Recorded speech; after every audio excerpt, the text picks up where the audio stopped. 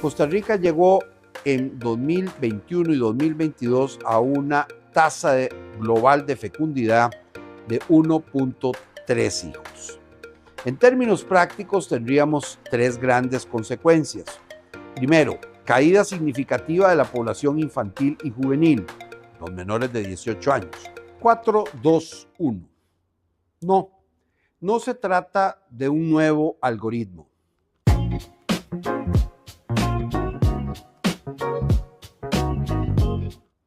Es la representación matemática de 4 abuelos, 2 hijos, un nieto.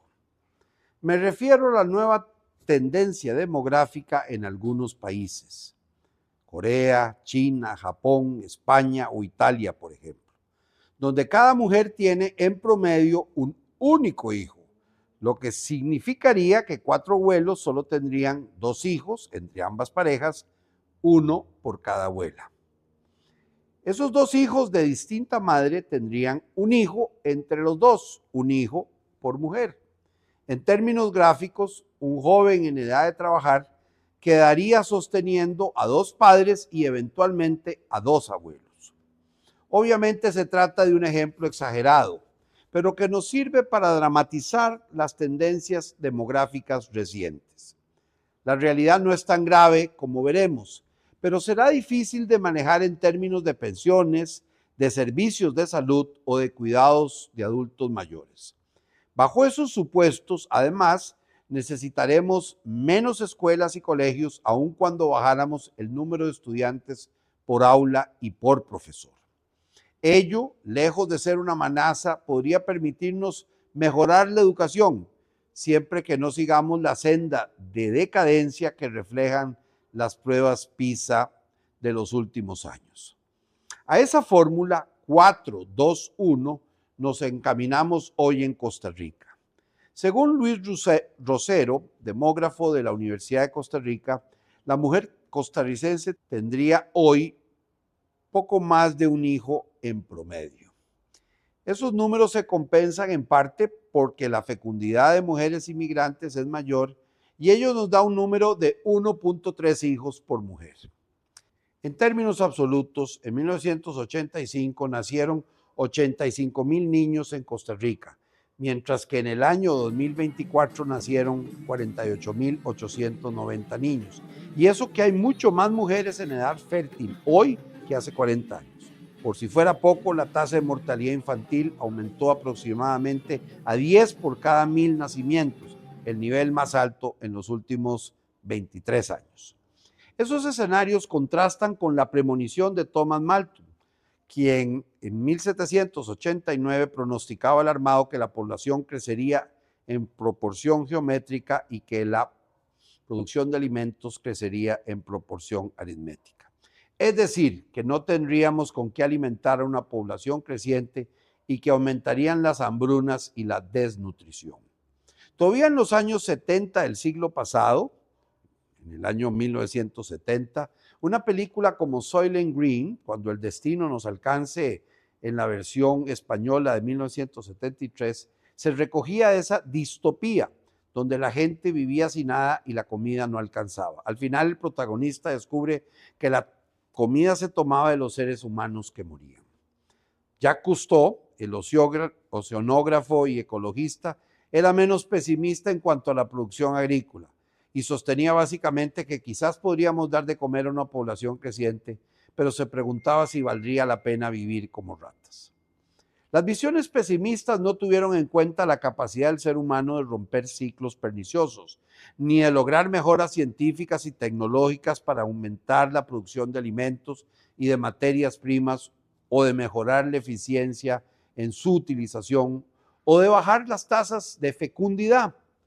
La realidad es que hoy tenemos menos hijos, vivimos mucho más y tenemos mayor diversidad de alimentos disponibles. Más bien, aumenta la obesidad a niveles de epidemia. En otras palabras, en las palabras de Rosero, Costa Rica llegó en 2021 y 2022 a una tasa global de fecundidad de 1.3 hijos. En términos prácticos tendríamos tres grandes consecuencias. Primero, caída significativa de la población infantil y juvenil, los menores de 18 años. 2, una caída de la población proveedora entre los 18 y los 65 años, por ejemplo. Y 3, un aumento inmenso de la población adulta mayor. En efecto, como diría el mismo profesor Rosero, la población en edad escolar caería fuertemente desde el máximo de 1 millón en el 2002 a tan solo 320,000 educandos con familias de 1.3 hijos o 600,000 con familias de 2 hijos en el año 2075. La población en edad de retiro aumentaría de 510,000 actuales a 1.900.000, mientras que la población en edad de trabajar disminuiría desde un máximo de 3.6 millones en el 2038, que es cuando alcanzaremos el mayor número de trabajadores, a 2.2 o 2.6 millones en el 2075. Si se mantuviera esa tasa de fecundidad, 1.3 hijos por mujer, Costa Rica nunca llegaría a los 6 millones de habitantes. Si la tasa subiera a 2 hijos por mujer y si agregara la migración, llegaríamos a los 6 millones en el 2050, suponiendo una llegada neta de 10,000 inmigrantes por año. Tal vez parezca exagerado hablar de, comillas, el invierno demográfico, de la bomba de la despoblación, de la cuna vacía de Longan en el 2004, o de la muerte de Occidente, o del oscuro y frío invierno demográfico de Europa, para usar las palabras del Papa Francisco, o del colapso poblacional que acabaría con la civilización, como decía Elon Musk. Pero los números vigentes ciertamente tienen implicaciones complejas y difíciles de manejar. Sobre todo si la caída de la fecundidad, el quantum, se complementa con la posposición de la edad para tener hijos.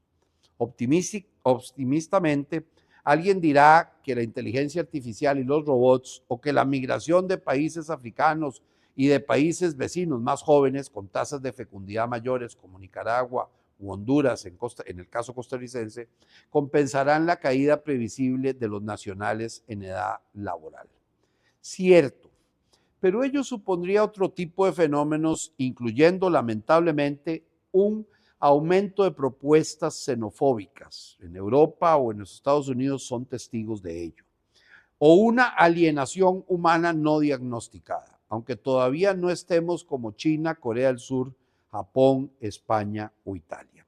La caída de la natalidad y la fecundidad nos obligará a ajustar ampliamente nuestros sistemas de pensiones y de salud. Tendremos que buscar fuentes alternativas a las cargas sociales, que son sobre las planillas, para financiar ambos seguros. Los costos crecientes de las pensiones obligarán a subir o reasignar tributos para pagar las pensiones de un futuro cercano, a menos que aumentemos excesivamente las edades de jubilación o que reduzcamos sus montos, lo que debería evitarse, al menos para las de invalidez, vejez y muerte. Los efectos en salud serían aún más impactantes, puesto que más adultos mayores significamos muchísimos más gastos en atención de enfermedades, el cáncer, las cardiopatías, la diabetes crónica, por ejemplo, son mucho más costosas que las antiguas diarreas de nuestros menores.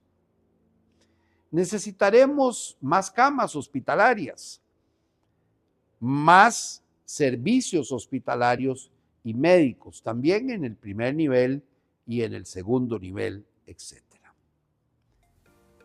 No pierdo la esperanza de que seremos capaces de ajustar las variables y atender a esas poblaciones, pero para ello necesitaremos crecer económica y sostenidamente, de manera que podamos pagar por las nuevas demandas mientras revisamos nuestros esquemas de recaudación y ser más eficientes en la atención de poblaciones vulnerables.